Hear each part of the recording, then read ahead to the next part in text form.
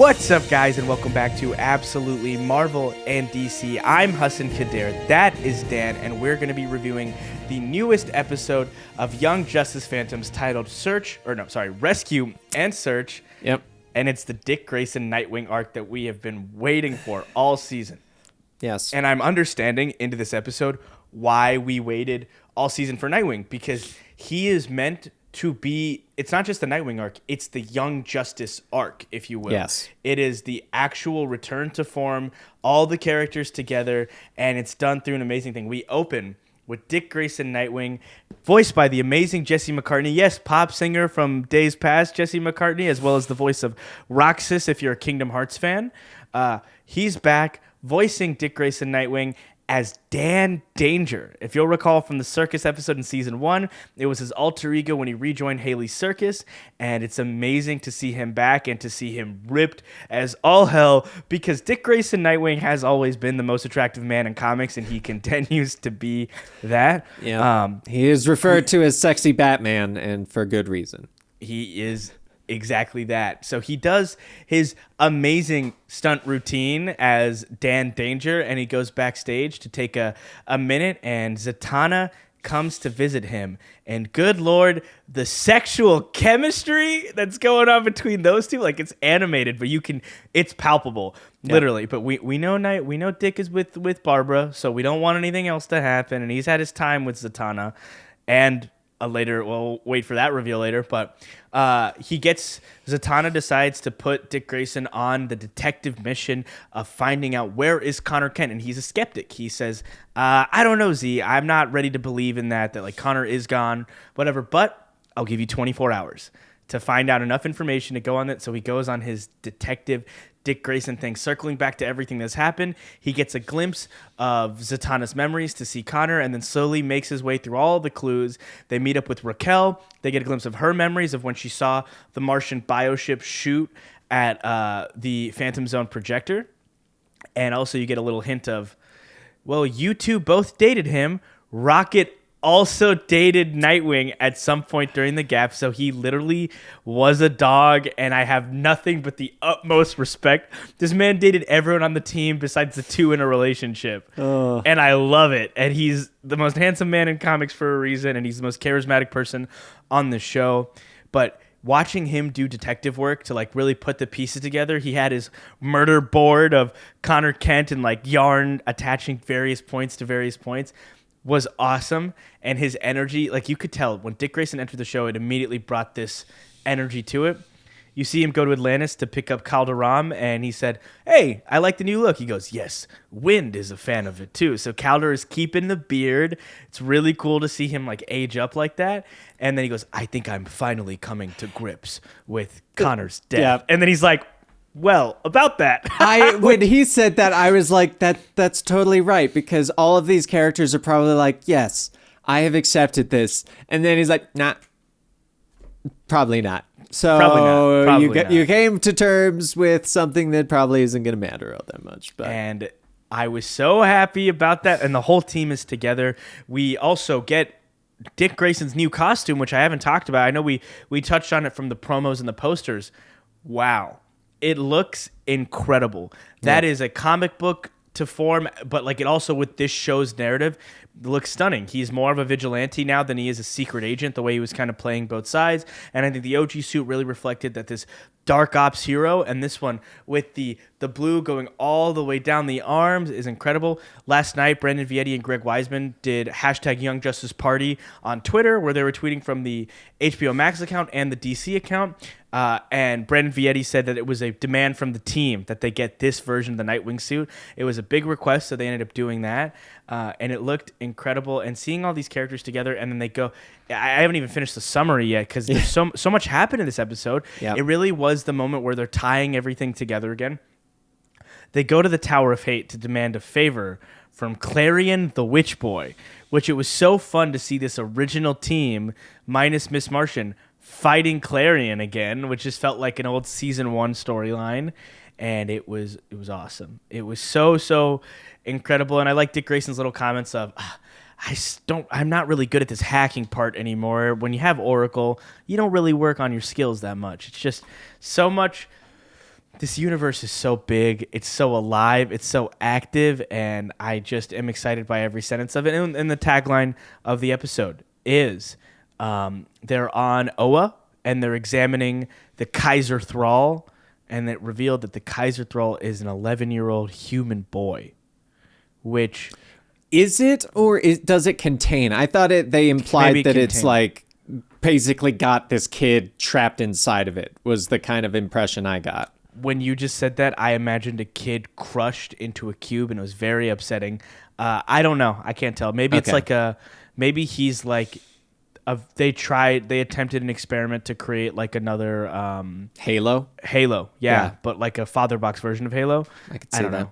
Even though technically I think that was Cyborg's entire thing, but anyway. Yeah, that's what I was thinking. So, we also went back and circled back to Superboy with Drew Zod, and he's trying to put the pieces together, but all the pieces are finally in place. Dick Grayson in this masterful scene where he's just like, so Clark can't tell us about this because it might affect the time stream. A time traveler, Bart Allen, is missing, and you guys were fighting a future version of a Kryptonian. So, and then he just puts everything together in this beautiful sentence, and they just roll with it, and it's awesome. I don't want to mention the small bit that I found hilarious when both of them sit next to Clark, and they go, "We need to talk to Superman," and he just goes, "I need to find a new coffee shop." Yeah, he does. It's like, oh my god, that's so our Clark. He's so our Superman. He's the most Superman anyone's ever been, ever, and it's just lovely.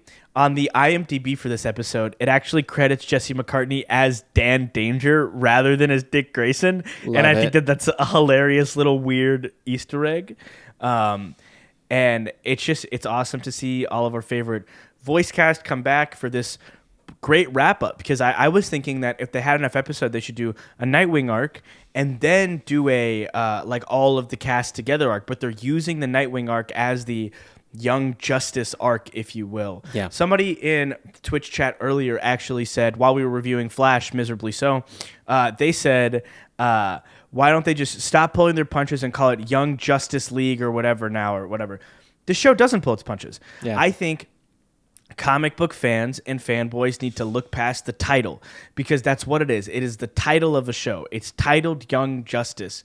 It's not Young Justice. It's never been Young Justice. It's a take on the DC universe that is primarily focused on a group of younger heroes, not an ever-changing group of younger heroes where they keep sticking with the newest generation. It's always been about Dick Grayson. It's always been about Connor Kent, Kal Durham, Wally West, Artemis Croc, and Miss Martian. And we have the other cast that comes in and out, but it's about them. And I think that us as a collective need to recognize that and stop being upset that it's not Young Justice from the comics. Well, that and like the whole Young Justice League thing, I think people are kind of skipping over a thing that, and I've noticed this in this season so far, they aren't a Young Justice League. This entire season is kind of all of them starting to truly fill those shoes and accepting the fact that they are going towards these kind of things of like, because we did have the Calderon Aquaman where he's more accepting everything of like the true responsibilities. I know he is on the Justice League now, but like you are seeing this maturity growth of all these characters that they need to be on an actual Justice League. Like Rocket's more closed-minded attitude towards certain things and like becoming more open-minded to everyone is something that is very needed before you go on the Justice League, where you are interacting with everyone from many different planets as well. And like I feel like that's a big one. And it's also like Dick Grayson, I have a feeling this is going to be kind of his evolution into the role of, okay, I had my fun. I got my little bit of a break, but I am recognizing the value that I can put into the team and do good for everything. And I've done my little sabbatical, having fun at the circus kind of thing. And I think if anything, the next season, give us a next season, would be Young Justice League, But anyway, Yeah. continue. No, I agree. And I think that, someone in the chat just said I think this show's always been about the second generation of heroes. And I think that's a beautiful way to look at it. Yeah. These second gen heroes, whether they're young heroes on a Young Justice team or leaguers or outsiders or the team, still on the team as senior members, they have grown so much. I mean, you're right. Dick Grayson from last season, that's when he learned that it was time for him to return as a leader. Batman has this line of, he's like, I didn't think this many people would show up. And he goes, you command far more respect than you know. Yeah. Because he does. He, and even in comics right now, Tom Taylor's Nightwing run, Nightwing has always been the heart and soul of the DC universe in a way no one else ever has been.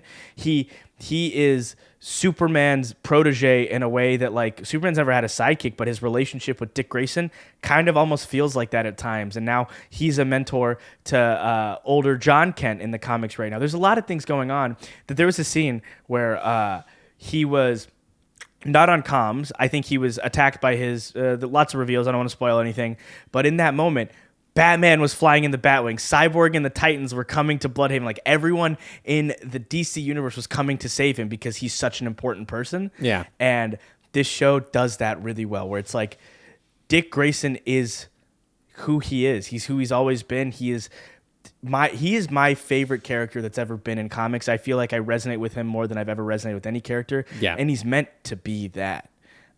So this has been awesome. This is a beautiful way to kick off this arc. It was a strong kickoff.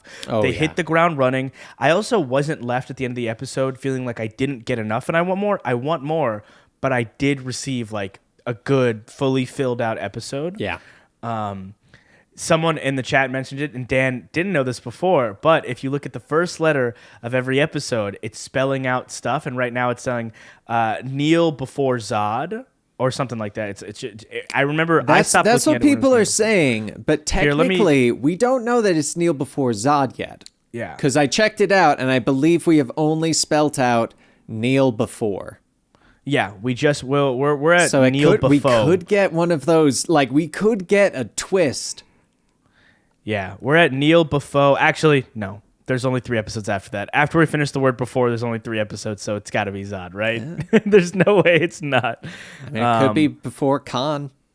Kneel before Khan. As like in K-O-N. Connell. Connor Kent. I mean, because we have him in a kind of mind-wiped state in the Phantom He's in like Zone. a fugue state mentally. He could potentially be... I can't think of the indoctrinated, I guess, by the Zods to basically become their little emissary. But anyway, that could be a strong, a big stretch. I'm just saying, technically we have not gotten the Zod yet, so you never know. And it would be great twist if they didn't do that.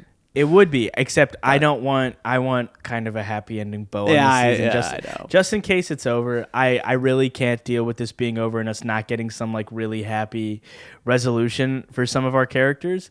By the way, last season it said prepare the anti-life equation was what it said last season. Yeah. With all the letters going down.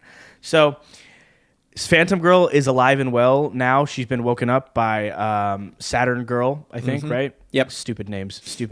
I That's hate future. that. Phantom That's Girl, future Saturn for Girl was woken up by Saturn Girl, and she's awake in the Phantom Zone, so she's going to have to piece together Connor Kent's mind, and we're rolling with it. I'm excited. I'm more excited now than I've been throughout the run of the show. I'm also realizing how good this show is going to be on a binge. It's going to be perfect on a binge. I want to get your opinion going to the Connor thing.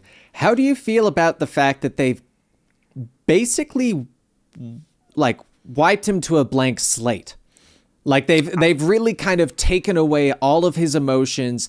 It seems like he is in that I have just been birthed as a clone and am having trouble like fully having emotion in any way, because that's very much what they're doing, because he's like, yes, like Superman, he was the last one from Krypton, exploded also, he 40 thinks years he killed ago. Superman. He thinks he killed from Superman. the vision he had. Like, and like it, I want to know your feelings on that, because that's one of the big things with Connor is the fact of he did gain those emotions, those connections, and all of that. And I'm very curious where they're going to go with that. And that's also why I say my little twisty thing, because you do never know. I got the reveal for you. I know exactly what it's going to be. And this is my guess, but he's waiting to feel Miss Martian's mind touch again. That like he's going to be kind of like that. Maybe he'll help Ghosty a little bit. I don't know. But I think that the moment M'gann sees him and she enters his mind, he will remember everything. Okay. That's my take. I mean, I could see that. I don't think we've seen Miss Martian in a long time. She was in the Aquaman episodes. We haven't seen her do the Raquel run. Okay. Yeah.